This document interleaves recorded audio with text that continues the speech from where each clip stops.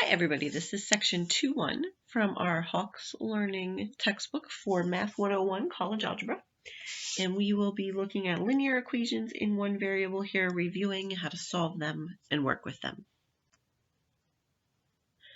Just a reminder, linear equations in one variable are equations in the form of, typically into the form of ax plus b equals 0. Remember, this is considered standard form, the ax plus b equals 0. And then we do also look at it in slope-intercept form. But the main thing here is we have one variable, and the a and b represent real numbers. A cannot be equal to 0 because then you wouldn't have a variable to solve for.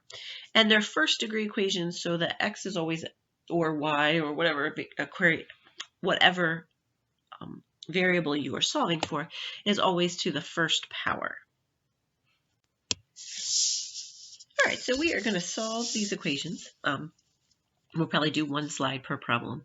But the first one that we're going to solve, the first thing you want to do when you go to solve the problem is you always want to simplify either side of the equation before you solve for x. So, for instance, we are going to first distribute on both sides of my equation. So I'll distribute to 3, and that's going to give me 3x minus 6 plus 7x is equal to 1 minus, and then we'll do negative 2 times x would be negative 2x, and then negative 2 times 1/2. Half of 2 is 1, so it will be a negative 1. When we go to simplify our sides, 3x plus 7x will give me 10x minus 6 equals 1 minus 1, they will cancel out, so it's going to equal just our 2x. And now we've done our simplifying, pretty much all of it. Now what we need to do is we still have two variables, so we got to get it down to one variable. So what we want to do here is we are actually going to move our variable over, and this is a negative 2x. I forgot to add it in there because it comes with that negative there. I'm going to move the negative 2x over to the other side. So I'm going to add 2x because I want to move it to the other side. I want to get rid of it on this side. So you always do the opposite of the sign. And so now I have 12x minus 6. And then over here we'll get a 0, which it's okay to have a 0 when you're solving an equation. And now what we're going to do is we're going to isolate x. So now it's in standard form, and to solve it, remember, you undo what's been done. So really you do reverse order of operations. You want to get x by itself. So first you're going to look for anything that's attached to the variable by addition or subtraction. So we have a negative 6 here, so I'm going to add 6 to both sides. And now I have 12x equals 6. And then 12 is attached to the x through multiplication. So to undo that, I'm going to divide by 12, because that's the opposite of multiplication. 12 divided by 12 is 1, so we have 1x, or x, is equal to, and then we'll get 1/2. And then to check your answer, you can take the 1/2, go back to your original equation, plug it in, and then solve it to see that both sides are equal. All right, now we're going to take a look at b. So my original equation needs to have a little bit of distribution on that one side. So we are going to distribute first.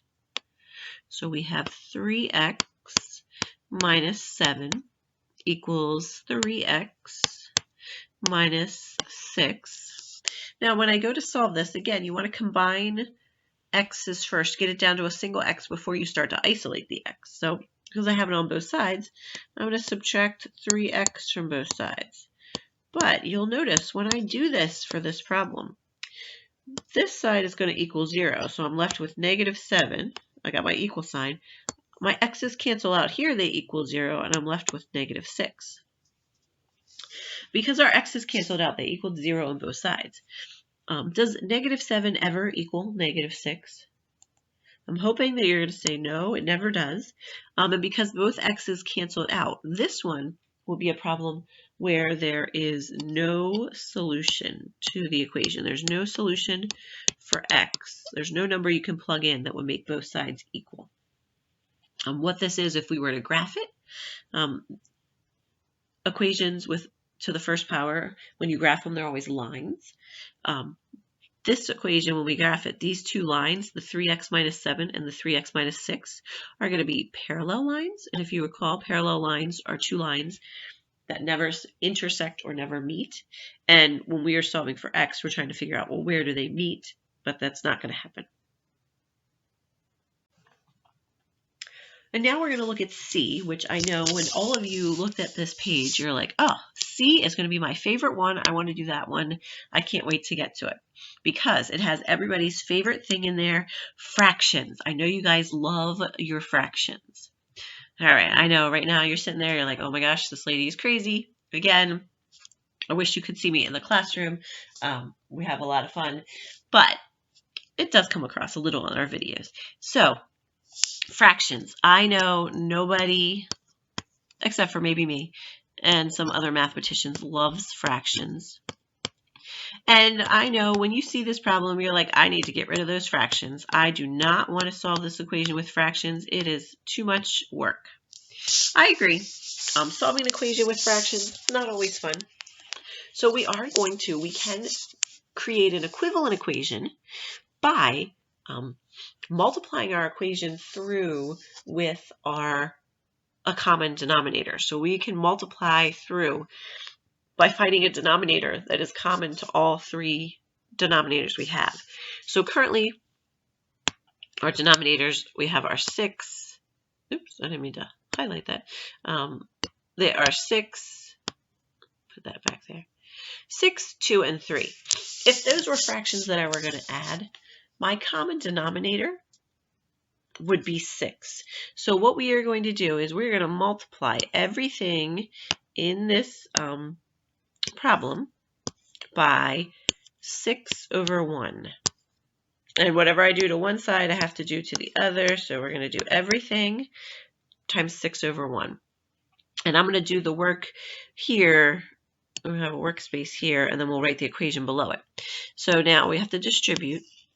So when I do 6 over 1 times y over 6, remember when you multiply, you can either go straight across or you can cross simplify. If I go straight across, I get 6y over 6. But we know 6 over 6 equals 1. So my answer there is just going to be a y, or a 1y. So now I have y plus. Now for the next one, we are doing 6 over 1 times 2y minus 1 over 2. And I'm not going to distribute the 6. It makes it harder. I'm going to write it like this. I have 6 times 2y minus 1 over 2. And remember, that 2 and that 6, we can simplify it. 2 goes into 6 3 times, and we end up with 3 times 2y minus 1. So it's going to be plus 3 times 2y minus 1, and then we'll distribute in a second.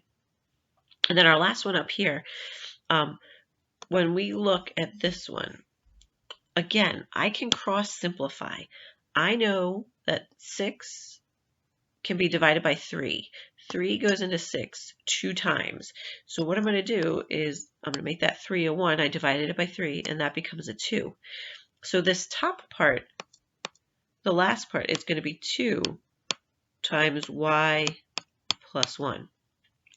Now we've gotten rid of those fractions. Life is good. We need to distribute on both sides and then simplify. So we'll have y plus 6y minus 3 equals 2y plus 2. And then combine like terms. So I have 7y minus 3 over here equals 2y plus 2. Combine the y's, so I'll subtract 2y. So now I have 5y minus 3 equals 2. I'm going to move it over here. So we have 5y minus 3 equals 2. And then we're going to solve for y. So we'll add 3 to both sides. So now I have 5y equals 5 divide by 5, so y in this case equals 1. And sometimes when you solve it, you'll still get a fraction for an answer, but getting rid of those fractions in the beginning is a really big help. All right, and the last one we're going to look at for just solving some linear equations is D. Now we're dealing with decimals, and decimals, they're not as scary as fractions. Some people like them, other people, But we can get rid of decimals in an equation if we want to. Now you could solve this with decimals, but sometimes we make an error when we're adding or multiplying. So in order to get rid of your decimals, what you want to do is you always want to look at your equation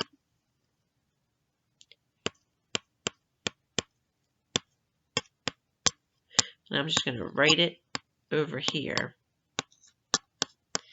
And you want to look at what's the largest place value your decimals go out to. In this case, I have 25 hundredths, 8 hundredths, and 15 hundredths. They all go out to the hundredths. So in order to get rid of my decimals here, I'm going to multiply everything by 100, each term by 100. So when I do that, and it really should be another parenthesis there, and then one there, and 100. All right, so here, each term, this right here is where it gets a little tricky. This is one term. So when I multiply this by 100, really I'm doing 100 times the 25 hundredths. And if you do 100 times 25 hundredths, you end up with 25 times x minus 3 plus, and then we're going to do 100 times our 8 hundredths. So we need to multiply here 100 times our 8 hundredths. And when we multiply 100 times 8 hundredths, we will end up with 8. So it'll be plus 8. And then on this side, we'll do 100 times 15 hundredths x, and that will be 15x. So now we got rid of the decimals. When we solve it, it'll be exactly like if we had the decimals in there. You'll get the same answer. It's just working with prettier numbers. So we're going to first distribute.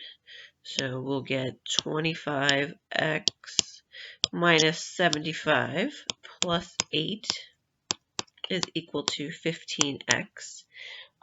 When I go to combine that, negative 75 plus 8 is going to end up being negative 67.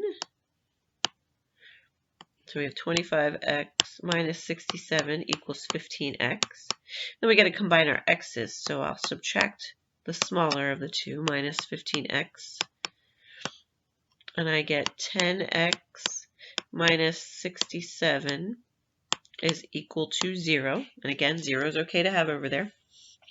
Now we're going to get x by itself, so I'm going to add 67 to both sides. And we end up with 10x equals 67. I'm going to write it up here so we have space. And then we just have to divide by 10 for both sides. So x is going to be, you can leave it 67 tenths, or you could divide and make it 6 7/10. Just depends on what they're looking for in the problem.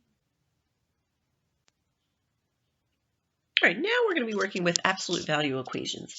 And just a reminder, absolute value is the distance a number is from 0 on the number line. And one of the important things to remember is if I have the absolute value of 4, it's equal to 4. But the absolute value of negative 4 is also equal to 4. So when we solve equations, absolute value equations, you're always going to solve two equations unless your absolute value is equal to 0. And so the first thing you want to do when you go to solve an absolute value equation is you want to make sure that the absolute value is isolated on one side, or you have an absolute value isolated. So in this case, we do. We already have 3x minus 2 equals 1. So what we're going to do when we solve this is we actually are going to solve two equations. Because I can solve the 3x minus 2 and make it equal to a positive 1, or I can solve it and make it equal to a -1 because if I take the absolute value of that, it's going to equal a +1. So the main thing is when you solve your equations, you have to solve two. One equal to the negative solution that's here and one to the positive. And then you just solve them like linear equations. So now that I've created my two, I'm going to add 2 to both sides. So I will have 3x equals 1, and we will divide by 3. So x is going to equal 1/3 for that one. And then here I will add 2 to both sides.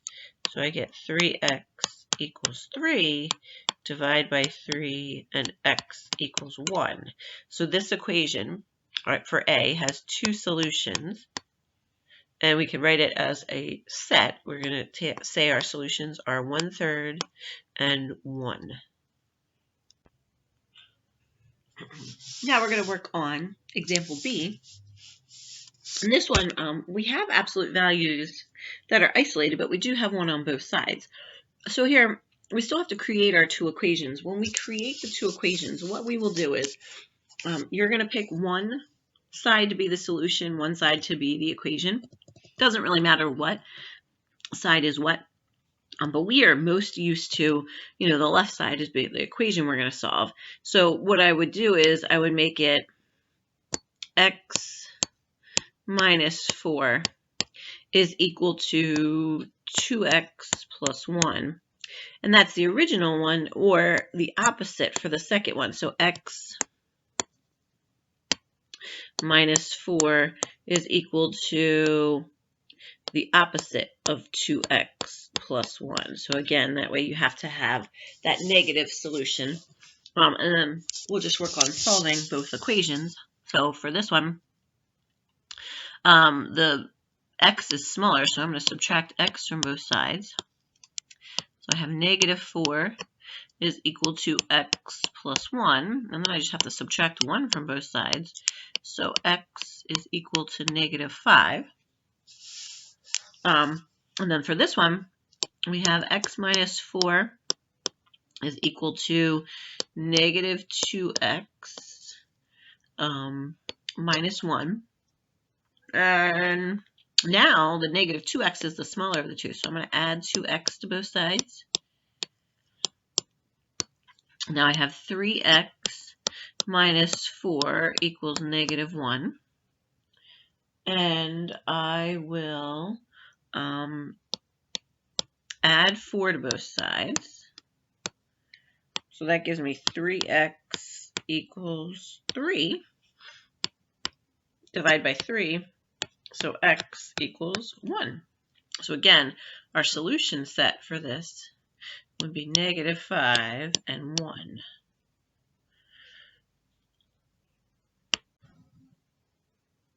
All right, so now we're going to look at our last example for C. And this one, the absolute value is not isolated yet because we have that +5 on there.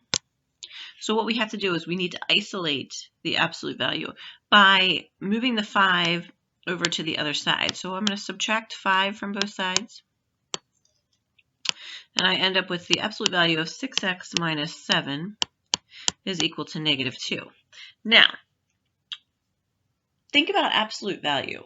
You've isolated the absolute value. And right now, they're telling us that the absolute value of 6x minus 7 is equal to -2.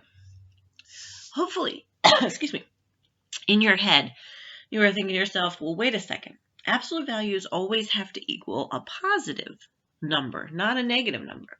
And you are correct there.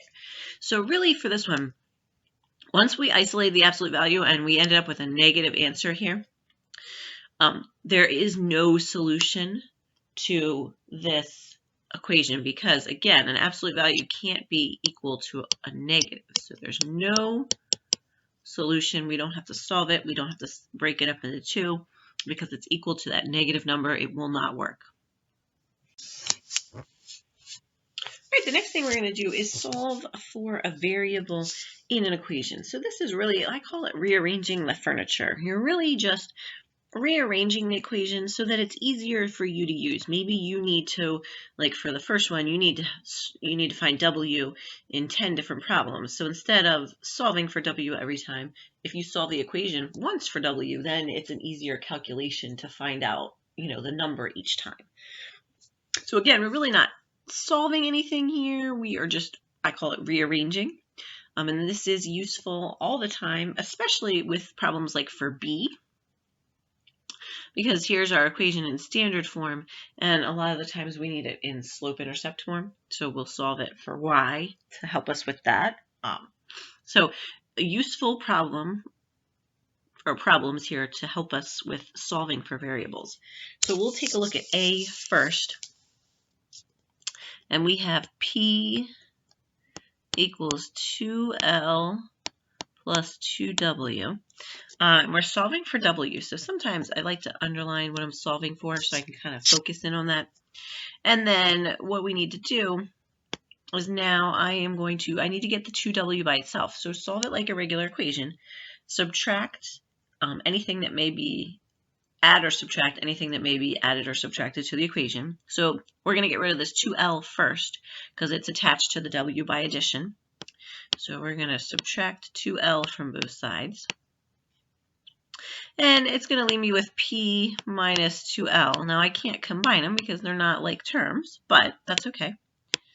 And then divided by 2W. Now we need to get W by itself, so we're going to divide everything by 2. So my final answer is P minus 2L divided by 2 is equal to W.